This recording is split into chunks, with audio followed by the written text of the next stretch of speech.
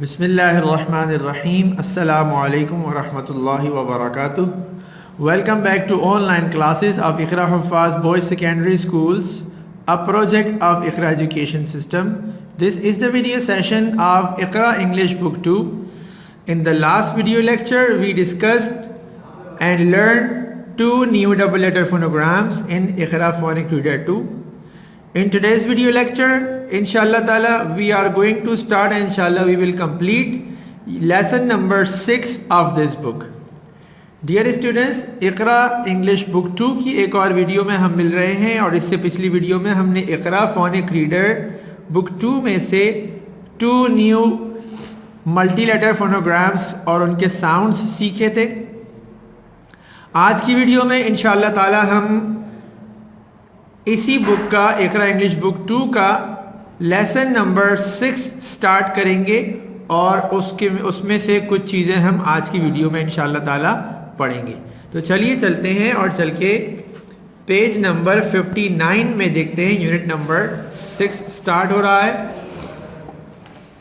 Dear students, इससे पहले कि हम यूनिट को बाकायदा स्टार्ट करें, आप बुक में अपनी इस बुक के पेज 59 के टॉप पर यहाँ पर आज की डेट डाल लेंगे और उसके बाद फिर हम काम स्टार्ट करेंगे। देखिए यहाँ पर लिखा हुआ है, a preposition is a word that tells us the position of something. कि प्रेपोजिशन ऐसा वर्ड है जो किसी चीज़ की पोजीशन को बताता है। ठीक है, इसको हम पोजीशन वर्ड भी कह सकते हैं। ठीक है, क्या भी कह सकते हैं? पोजीशन वर्ड, ऐसा वर्ड जो किसी चीज की पोजीशन को बताता है। एग्जाम्पल देखिए, the cupcakes are in the box. इस सेंटेंस में ये इन जो वर्ड है, इन, ये प्रेपोजिशन है क्योंकि ये पोजीशन बता रहा है कप केक्स की कि वो इस वक्त किस चीज के अंदर हैं, बॉक्स के अंदर है। ठीक है, the lizard is on the wall. इसमें ऑन वर्ड ये प्रेपोजिशन है और ये पोजीशन बता रहा है लिजर्ड की कि वो इस वक्त किस चीज के ऊपर है। ऊपर होना ये ऑन, ये बता रहा है पोजीशन, तो इसको हम कहते हैं प्रेपोजिशन। इसके बाद नंबर 3 में है, the thief is behind the bar. चोर कहाँ है? बिहाइंड द बार, सलाखों के पीछे है। तो बिहाइंड का वर्ड ये उसकी पोजीशन डिस्क्राइब कर रहा है। ठीक है स्टूडेंट्स, तो ये जो वर्ड्स होते हैं इनको हम कहते हैं पोजीशन वर्ड्स, या फिर यहाँ पर जिस तरह लिखा है position of something, a word that tells us the position of something. ऐसा वर्ड जो किसी चीज की पोजीशन बताता है।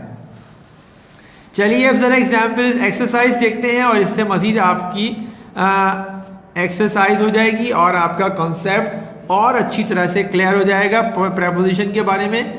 लेट्स अंडरस्टैंड में लिखा है, circle the preposition in the given sentences. In sentences में जो भी प्रेपोजिशन आएंगे उनको हमने क्या कर देना है? सर्कल बना देना है ताकि वो हाईलाइट हो जाए, हमें नजर आ जाए कि ये प्रेपोजिशन है। ठीक है, सेंटेंस नंबर 1 है, Ajmal and Abid are playing football in the garden. इस सेंटेंस में इन प्रेपोजिशन है। ठीक है, ये पोजीशन बता रहा है कि वो कहां पर हैं, किस चीज की जगह, किस जगह पर है, गार्डन में है। Hina is hiding behind the door. इस सेंटेंस में बिहाइंड वर्ड प्रेपोजिशन है। बिहाइंड का मतलब पीछे, तो ये पोजीशन बता रहा है कि हिना की इस वक्त पोजीशन क्या है कि वो बिहाइंड द डोर है। Javed is sleeping on the sofa. अब इसमें ऑन वर्ड प्रेपोजिशन है और ये बता रहा है कि उसकी पोजीशन क्या है कि उस वक्त सोफे के ऊपर है। The toys are laying under the table. इसमें अंडर वर्ड जो है ये पोजीशन बता रहा है टॉयज की, कि टॉयज जो है वो इस वक्त टेबल के नीचे हैं। इसके बाद लास्ट सेंटेंस है, the bird is flying over the tree. Over का मतलब क्या है? किसी चीज से ऊपर, किसी चीज से ऊपर। जैसे ये बर्ड है, ये दरख्त से ऊपर है, तो ओवर का वर्ड इसकी पोजीशन डिस्क्राइब कर रहा है, इसलिए इसको कहते हैं प्रेपोजिशन। ठीक है, और मैंने बताया इनको पोजीशन वर्ड्स भी कहते हैं।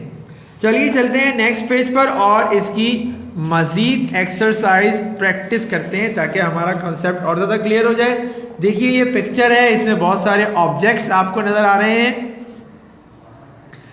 जिसमें हमने मेनली फ्यू ऑब्जेक्ट्स को डिस्कस करना है। मैं आपको पहले से बता दूं, पहला ऑब्जेक्ट देखिए बॉल, दूसरा ऑब्जेक्ट लैंप, इसके बाद प्लांट, इसके बाद नंबर 4 पे शूज, और सबसे लास्ट में ये जो रग बिछी हुई है बीच में ये। तो हमने ये 5 ऑब्जेक्ट्स की पोजीशन पता लगानी है कि इनकी पोजीशन क्या क्या है। पोजीशन वर्ड यानी कि प्रेपोजिशन यहाँ लिखे हुए near, on, between, under, beside. Near का मतलब करीब, ऑन का मतलब किसी चीज़ के ऊपर, बिटवीन का मतलब है दो चीज़ों के दरमियान, अंडर का मतलब है किसी चीज़ के नीचे, और बिसाइड का मतलब है किसी चीज़ के साथ, उसके बराबर में। ठीक है, तो अब ज़रा देखते हैं, सेंटेंसेस को पढ़ते हैं और हमारे सामने उसके आंसर्स तो पहले से ही मौजूद हैं। नंबर 1 पर है the ball is between the desk and the table and the bed. देखिए ये बॉल जो है ये डेस्क और बेड के दरमियान में है, तो बिटवीन लिख दिया। The ball is between the desk and the bed. Number 2 पर the lamp is on the desk. Lamp कहाँ पर है? डेस्क के ऊपर है, ऊपर रखा हुआ है, तो इसके लिए हमने ऑन यूज किया। नंबर 3 पर the plant is beside the bed. Plant कहाँ है? ये बेड के साथ रखा हुआ है। ठीक है, तो इसलिए हमने बिसाइड वर्ड यहां लिख दिया। इसके बाद the shoes are under the desk.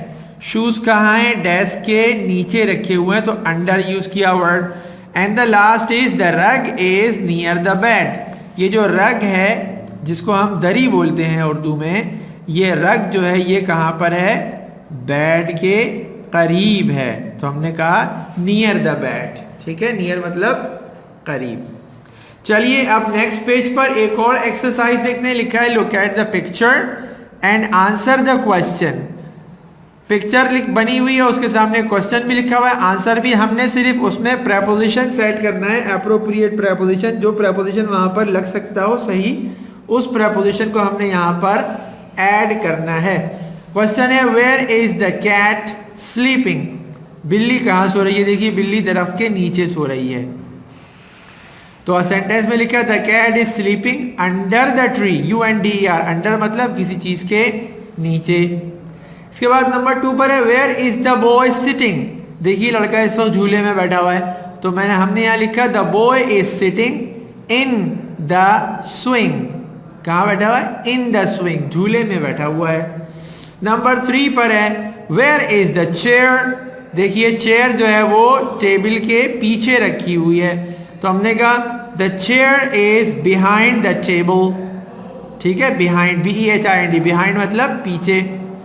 इसके बाद where is the girl hiding. लड़की कहाँ छुपी हुई है? The girl is hiding behind the door. कहाँ है बच्ची? वो जो लड़की है वो दरवाजे के पीछे छुपी हुई है, बिहाइंड। इसके बाद लास्ट है where are the birds flying.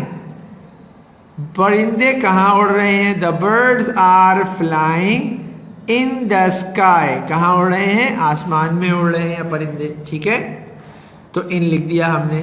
So students, I hope कि ये काफ़ी इंशाल्लाह ताला प्रैक्टिस हो गई है आपकी, और आपको अच्छी तरीके से समझ में आ गया होगा कि हमने किस तरह से कहाँ पर ब्लैंक में कौन सा प्रपोजिशन ऐड करना है। डियर स्टूडेंट्स, इसके बाद अब हम इंशाल्लाह ताला यूनिट नंबर 6 में हमारा जो टेक्स्ट है इसको पढ़ेंगे, और इसके पढ़ने से पहले इसके वर्ड्स और उसके मीनिंग हम बोर्ड पर देख लेते हैं, उनको डिस्कस कर लेते हैं, और इंशाल्लाह ताला फिर उसके बाद हम मज़ीद आगे चलते हैं। चलिए मैं आपको बोर्ड पर वर्ड्स और उनकी मीनिंग्स लिखी हुई दिखाता हूँ। डियर स्टूडेंट्स, आपके सामने इस वक्त बोर्ड पर कीवर्ड्स और उनकी इंग्लिश मीनिंग, उर्दू मीनिंग्स मौजूद हैं। हमारा यूनिट नंबर 6 चल रहा है इस वक्त प्रेपोजिशन का, और उसके अंदर जो टेक्स्ट है वो हमारा है द टॉकेटिव टर्टॉइज उसमें जो कीवर्ड्स हैं वो सामने आपके लिखे हैं बोर्ड पर और उनकी उर्दू मीनिंग्स भी लिखी हैं। टोटल हमारे पास 14 वर्ड्स हैं जिनकी उर्दू मीनिंग्स हमने बतानी है। वर्ड नंबर 1 देखिए आपके सामने, ह्यूज, और उसकी उर्दू मीनिंग लिखी है शदीद। वैसे ह्यूज की मीनिंग होती है बहुत कोई बड़ी चीज जिसका हजम, जिसका वजूद बड़ा हो, लेकिन यहाँ पर चूंकि टेक्स्ट में इसका मतलब ऐसा इस्तेमाल किया गया है तो हमने इसका मतलब यहाँ तर्जुमा इसकी मीनिंग लिखी है शदीद। ठीक है। सेकंड वर्ड है ड्राउट। ड्राउट की उर्दू मीनिंग है खुश्क साली, स्पेलिंग DROUGHT, ड्राउट। ठीक है। इसके बाद वर्ड नंबर 3 है रैपिडली, RAPIDLY, रैपिडली मतलब तेजी। ठीक है, तेजी, और इसकी मीनिंग हो सकती है एक और तेजी से। मैंने इसमें ऐड भी कर दिया वर्ड तेजी से। ठीक है, रैपिडली मतलब तेजी से। इसके बाद है वरिड, WORRIED, वरिड मतलब परेशान होना। Next word is talkative, TALKATIV, talkative मतलब बातूनी, जो ज्यादा बातें करने वाला हो, ज्यादा बोलने वाला हो। ठीक है। इसके बाद next word is thought, thought मतलब सोचना। और इसके बाद वर्ड है फियर, फियर मतलब खौफ। नेक्स्ट वर्ड है word number 8 beginning, BEGINNING, beginning मतलब आगाज, किसी भी चीज की शुरुआत। Next word is warned, WARNED, warn, इसकी उर्दू मीनिंग लिखी है तंबीह करना। ठीक है।